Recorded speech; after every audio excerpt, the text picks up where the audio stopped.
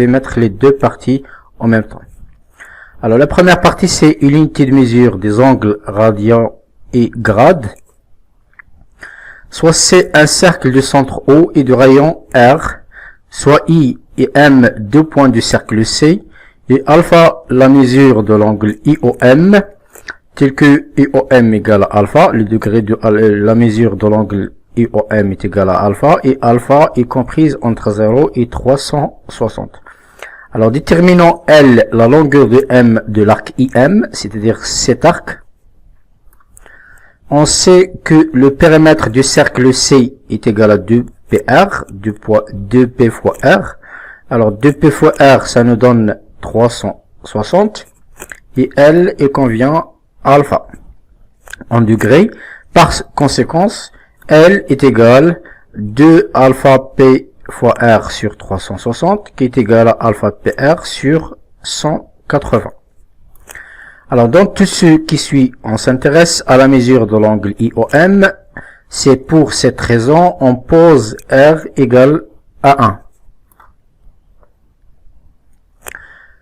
Alors, définition, soit c'est un cercle du centre O et de rayon R égale à 1, et soit I et M, deux points de C, la mesure de l'angle géométrique IOM est en radians et la longueur de l'arc IM.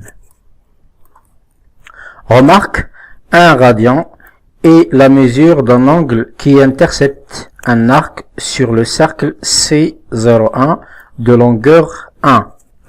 Proportionnalité des unités de mesure des angles. Donc, il existe trois unités de mesure des angles.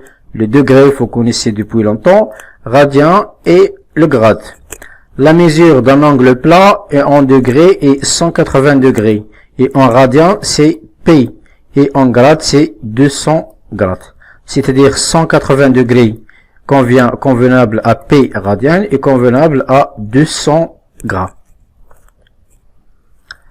Alors, soit c'est la définition.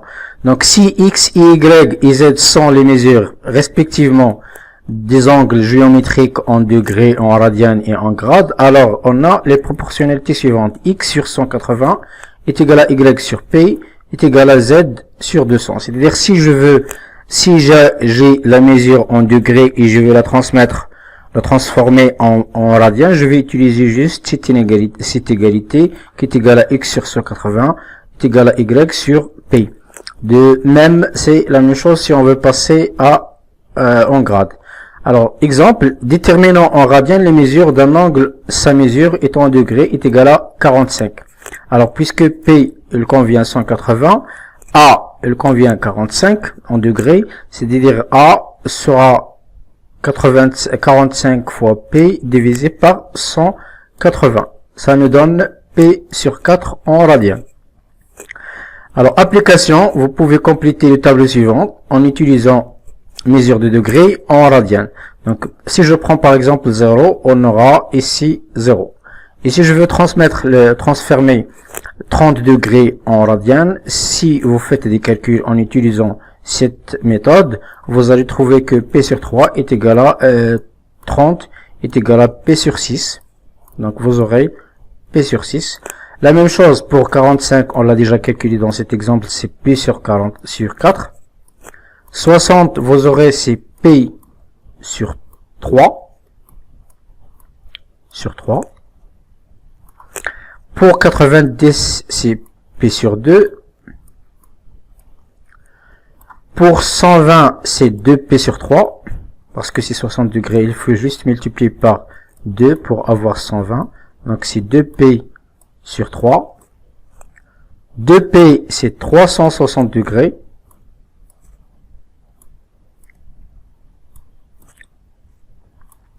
Alors pour cette, je vais la transformer, c'est-à-dire je vais mettre P sur 8, ou bien P, ça nous donne 180 degrés. 180 degrés. Et P sur 8, ça nous donne quelque chose, c'est-à-dire c'est la valeur que nous cherchons, c'est alpha. Alors je vais multiplier alpha par P, et qui est égal à 180 fois P. Alors c'est-à-dire que 180 alpha est égal à 180 sur 8. Alors après tout calcul, vous allez réduire par, donc c'est 90 sur 4. Donc c'est 90 sur 4. Si je réduis par 2, aussi c'est 45. Ça nous donne 45 sur 2. Donc en fait ça nous donne le calcul, ça sera 22,5. Donc ici c'est 22 degrés 5. Alors je passe à la partie 2, c'est cercle trigonométrique, abscisse curviligne d'un point. Alors la définition dans le plan muni de repère d'un repère orthonormé OI, OIG, OI, OIG, le cercle trigonométrique C est un cercle de centre O et de rayon 1 et orienté dans le sens direct. Donc ça c'est le sens direct, c'est-à-dire ça c'est le sens direct, et le sens, ou bien le sens positif, et le sens contraire, c'est bien sûr le sens contraire des aiguilles d'une montre. Alors le point I est appelé l'origine du cercle. Donc ici c'est l'origine du cercle, c'est-à-dire le commencement, on commence par ici, c'est-à-dire ici on commence par 0. Et à la fin, si je fais tout un tour, j'aurai 2P.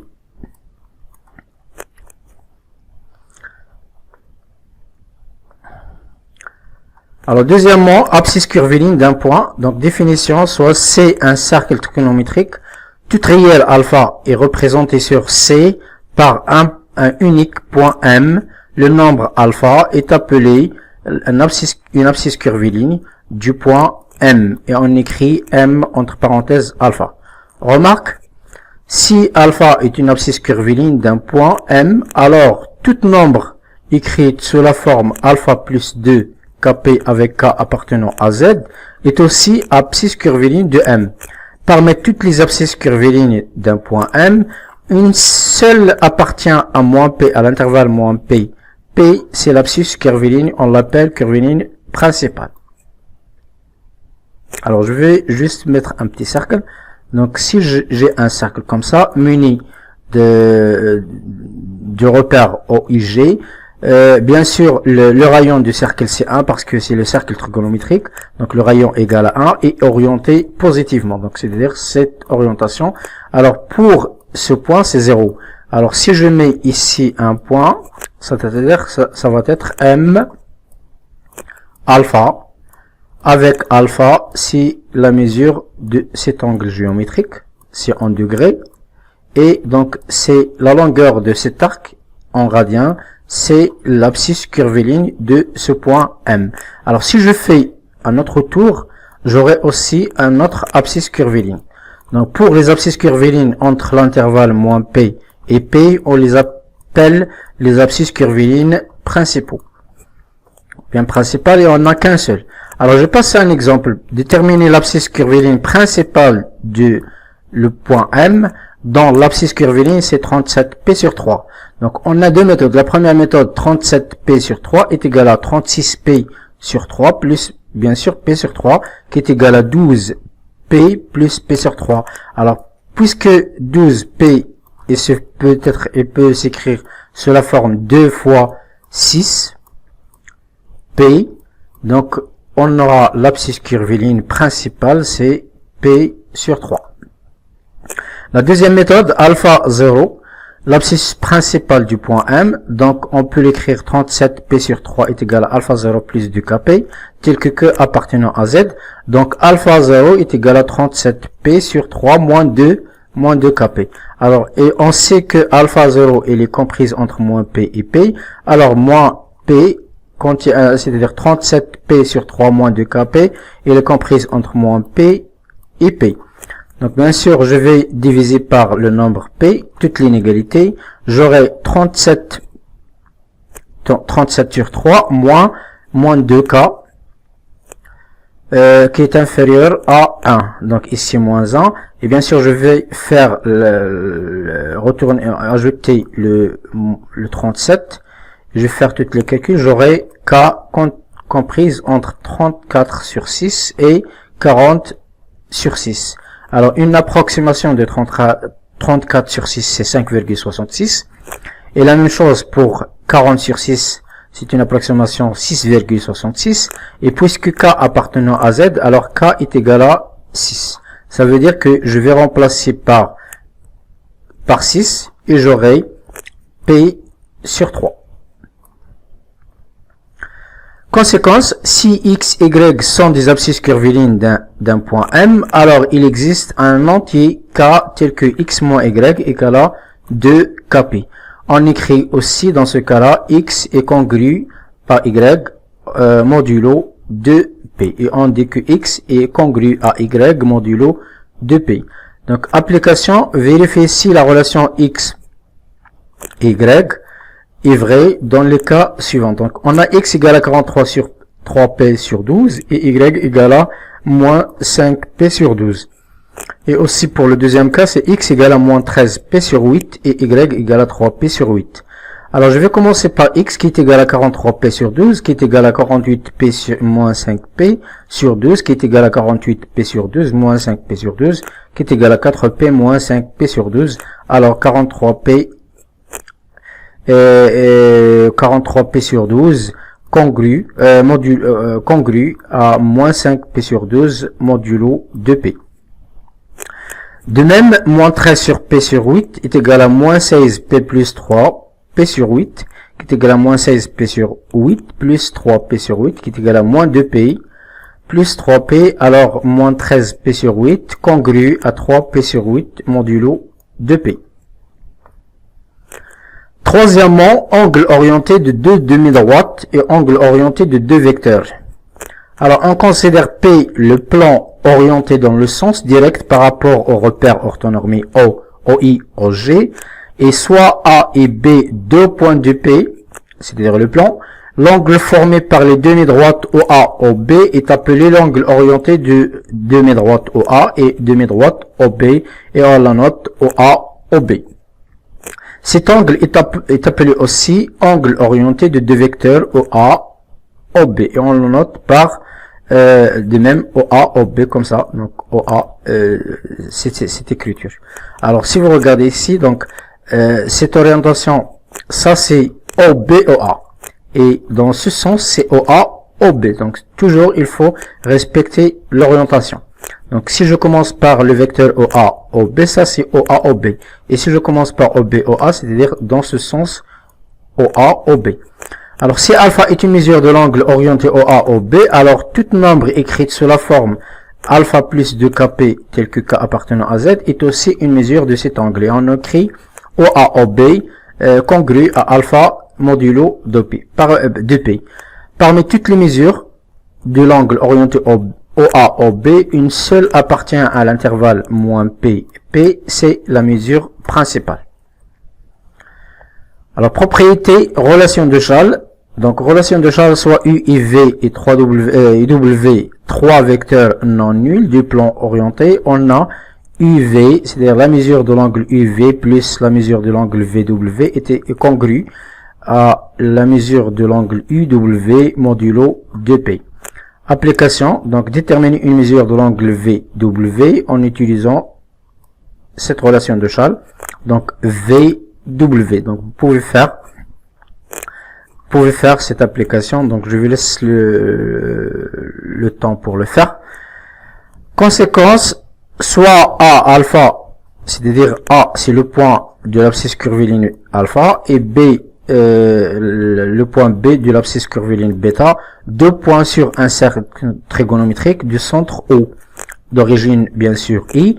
On a la mesure de l'angle OA, OB est égale à l'abscisse curviligne bêta, bien sûr, est congrue à bêta moins alpha modulo 2P. On peut écrire aussi est égal, si vous voulez utiliser égalité, ça va être bêta moins alpha plus 1 plus 2kp. Si vous voulez écrire égal, ça va être plus 2kp avec bien sûr k appartenant à z. Donc c'est le même principe. C'est-à-dire, si vous utilisez les trois égalités, ils s'appellent congrues B bêta moins alpha de P, ou bien je peux écrire est égal à A bêta moins alpha plus 2kp sans mettre le module. Alors, application. Soit c'est un cercle trigonométrique C de centre O, et soit M et N deux points principaux ou deux points du cercle C, d'abscisse curviligne respective moins 37p sur 3 et 65p sur 6. La première question, c'est trouver les abscisses curvilignes principales de M et N et montrer que OM, ON congrue à P sur 2 modulo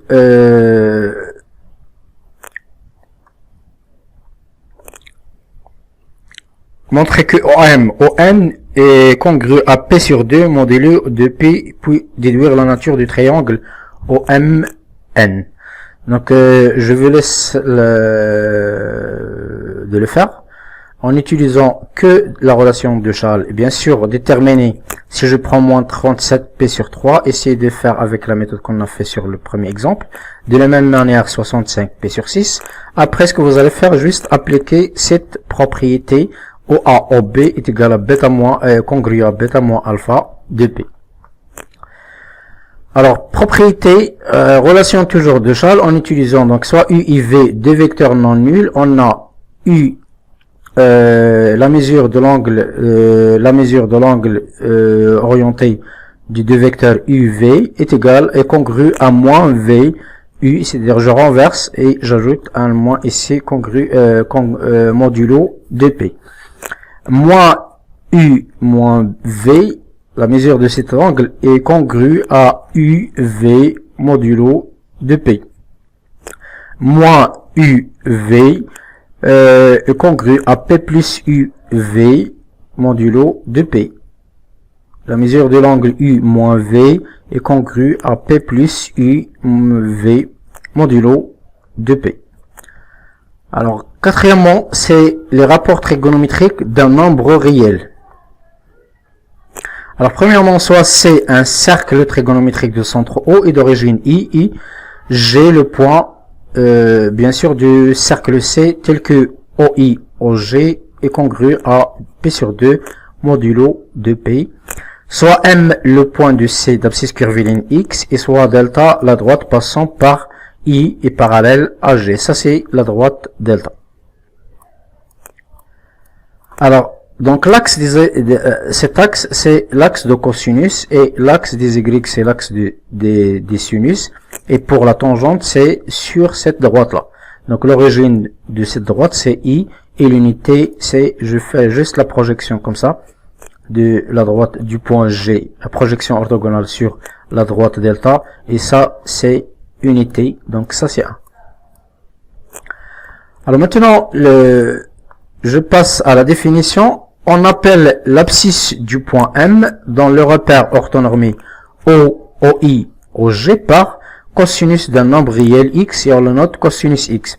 Et on appelle l'ordonnée du point M dans le repère orthonormé OI, OG par sinus du nombre réel X et on le note sinus X.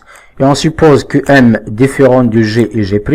Alors l'abscisse du point T d'intersection de delta et OM dans le repère IP est appelée la tangente du nombre X et on la note tangente de X. Je reviens sur le schéma pour vous montrer, c'est-à-dire si le point M il est là, alors pour avoir l'abscisse du point M, j'ai fait la projection, donc ça c'est cosinus X. Et pour avoir l'ordonnée, je fais la projection sur la droite OG, donc ça c'est sinus X. Et pour la tangente, alors je vais tracer la droite qui passe par le point O et le point M, donc cette intersection, ça nous donne tangente de X. Alors exemple, déterminant cosinus et sinus du point suivant, I0, Gp sur 2, I'P et G' moins P sur 2. Dans le repère orthonormé, bien sûr, O, OI, OG. Alors, on a les coordonnées suivantes. Donc, I, ça nous donne 1, 0. Et donc, cosinus 0 égale à 1 et sinus 0 égale à 0. Les coordonnées du point G sont données par 0 et 1. Donc cosinus p sur 2 égale à 0 et sinus p sur 2 égale à 1. Les coordonnées du point moins 1, 0. Donc moins 1, 0. Sont les coordonnées bien sûr du I'. Du I', c'est moins 1, 0. Donc cosinus p égale à moins 1 et sinus p égale à 0. Donc les coordonnées du G' sont 0 et moins 1. Donc cosinus moins p sur 2 est égal à 0. Et sinus moins p sur 2 est égal à moins 1. Alors je reviens sur le schéma pour vous présenter les points suivants. Donc, alors le point I, ici, ça c'est A. Donc les coordonnées du point 1, c'est 1, 0. Donc cosinus 1, c'est cosinus 0, c'est 1. Et sinus 0, c'est 0. Pour le point G, on a les coordonnées, c'est 0. Donc 0, 1. Alors cosinus, et là l'abscisse curviligne, c'est P sur 2. Alors, le cosinus P sur 2, c'est 0, et sinus P sur 2, ça nous donne 1. Et pour le point I,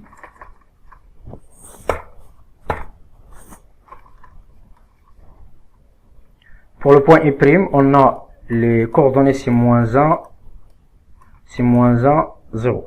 Alors, cosinus, et pour l'abscisse curviligne, c'est P. L'abscisse curviligne de CP, c'est moins 1, et sinus, c'est 0. Ici, on a moins P sur 2. Moins P sur 2 comme abscisse curviligne. Et les coordonnées, c'est moins 1. Alors, c'est 0. 0, moins 1. Donc, ça nous donne cosinus moins P sur 2, c'est 0. Et sinus moins P sur 2, c'est moins 1.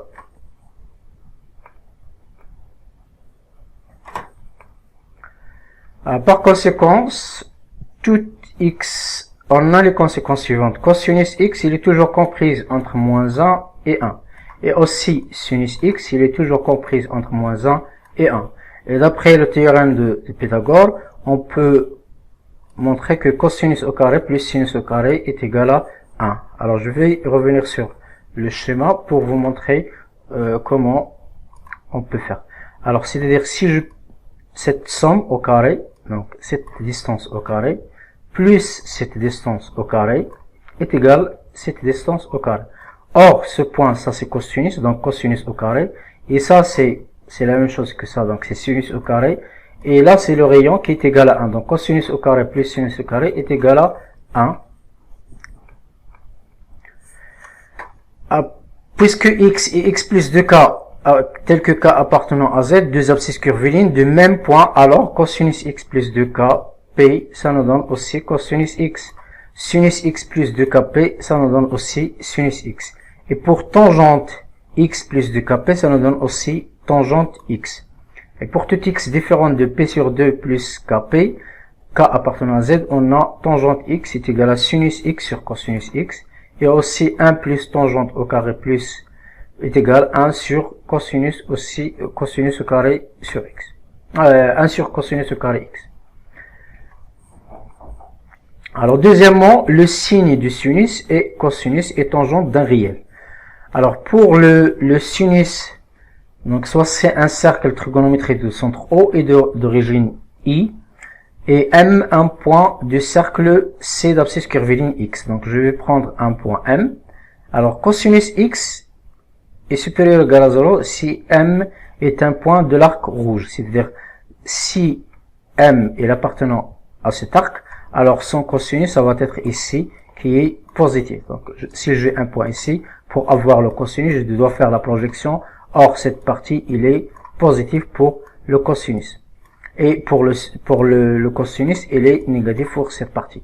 Alors, donc, le tableau de signe du cosinus sur l'intervalle moins P sur P. Alors, de moins P sur moins P sur 2, il est négatif, c'est-à-dire cet arc, il est négatif. Donc ça c'est positif, de moins P sur 2 jusqu'à P sur 2, il est positif, et de P sur 2 jusqu'à P, il est négatif. Alors pour le signe du sinus, donc le sinus, ça c'est le sinus, c'est-à-dire ça le sinus il est positif, et ici c'est négatif. Donc le signe de sinus sur l'intervalle moins P sur P, alors de cet intervalle il est négatif, et de cet intervalle, il est positif. C'est-à-dire de moins P jusqu'à 0, il est négatif, et de 0 jusqu'à P, il est positif. Alors pour tangente de x, bien sûr, x il est différent de P sur 2 parce qu'on n'a pas le tangente de ces points. Donc le tangente de ces points, on l'a pas. Alors le tangente positif, c'est cette partie. Donc ça c'est positif, et ça c'est négatif. Alors si j'ai des points qui appartiennent à cet arc, ou bien cet arc, par exemple j'ai un point ici, pour avoir la tangente, je devais tracer la droite qui passe par... Si j'ai un point ici, pour avoir la tangente, je dois tracer la droite qui passe par O, et ça c'est le tangente de x. Et c'est de même, si j'ai un point ici, pour avoir la tangente, je trace la droite qui passe par O, et l'intersection avec cette droite, ça c'est tangente de x. Dans ce cas-là, ces intervalles ils sont positifs, et les deux intervalles ils sont négatifs. Ici moins, donc ici plus, et ici plus. Donc de l'intervalle moins p jusqu'à moins p sur 2, il est positif. Et de moins p sur 2 jusqu'à 0, il est négatif. Et de 0 jusqu'à p sur 2, il est positif. Et de p sur 2 jusqu'à p, il est négatif. Avec les deux points et non pas la tangente. Donc, vous voyez ici, de moins p sur 2, moins p jusqu'à moins p sur 2, il est positif. De moins p sur 2 jusqu'à 0, il est négatif. Et de 0 jusqu'à p sur 2, il est positif. Et de p sur 2 jusqu'à p, il est négatif.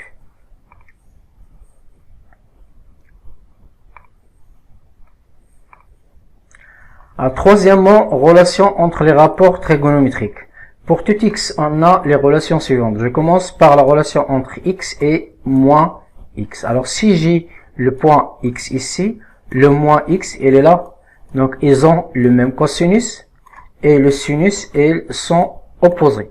C'est-à-dire cosinus de moins x est égal à cosinus x, et sinus de moins x est égal à moins sinus x. Alors tangente de moins x sera moins tangente de x, tel que x il est différent de p sur 2 plus k p. Maintenant je passe à la relation entre x et p sur x et p plus x. Alors si j'ai x ici, alors p plus x, j'aurai ici p plus x. Donc, vous voyez qu'ils ont des cosinus qui sont opposés et aussi les sinus qui sont opposés.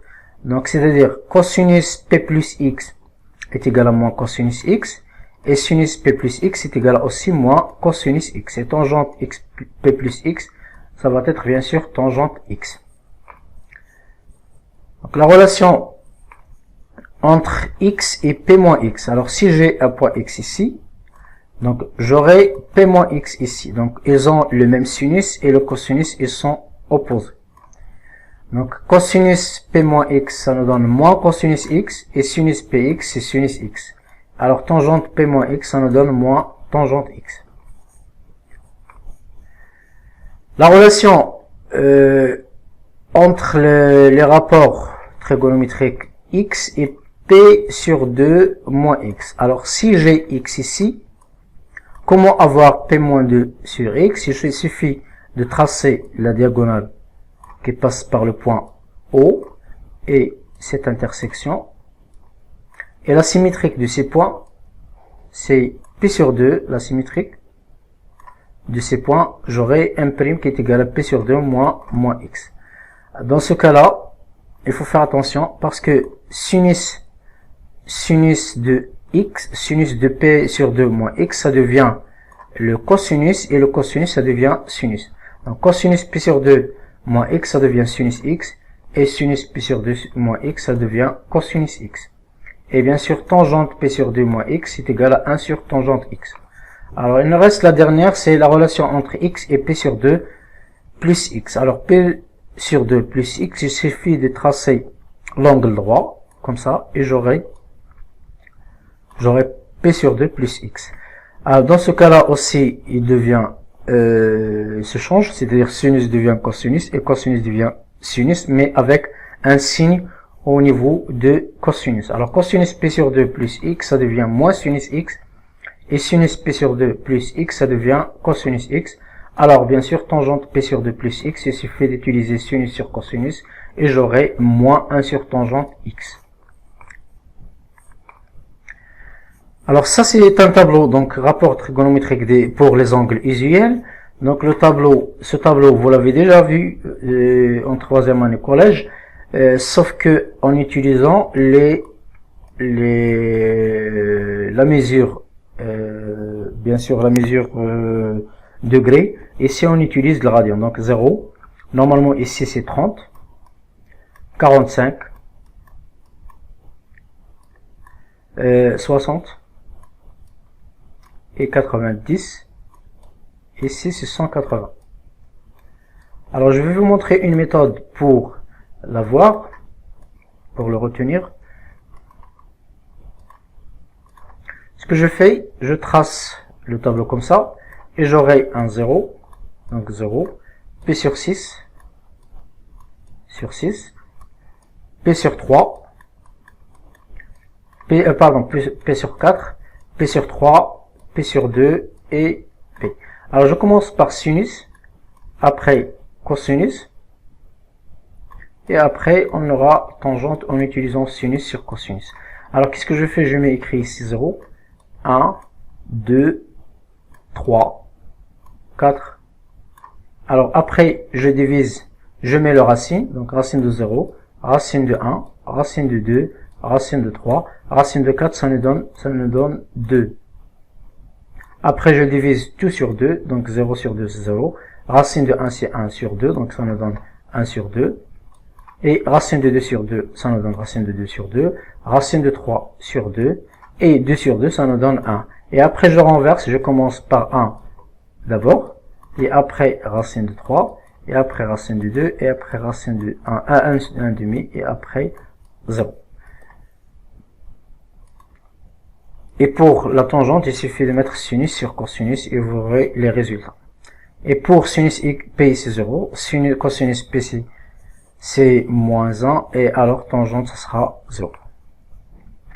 Alors application, donc calculer cosinus 5P sur 6, sinus 65P sur 4 et tangente 19P sur 6. Alors je vais commencer par cosinus 5P sur 6 est égal à cosinus P moins P sur 6. Alors j'utilise cosinus P moins X qui est égal à moins cosinus X. Alors j'aurai moins cosinus P sur 6 qui est égal à moins racine de 3 sur 2. Alors pour l'autre sinus 65P sur 4 qui est égal à sinus 64P plus P sur 4. Alors je vais diviser 64 sur 4, ça nous donne 16P plus P sur 4. Alors là il est sous forme de 2Kp, donc j'aurai que sinus P sur 4 qui est égal à racine de 2 sur 2. Alors pour la tangente, 19P sur 6 est égal à sinus 18P plus P sur 6 qui est égal à 3P plus P sur 6. Or, tangente Kp plus X est égal à tangente X. Ça nous donne tangente X. Alors, c'est 19P sur 6. Ça nous donne racine de 3 sur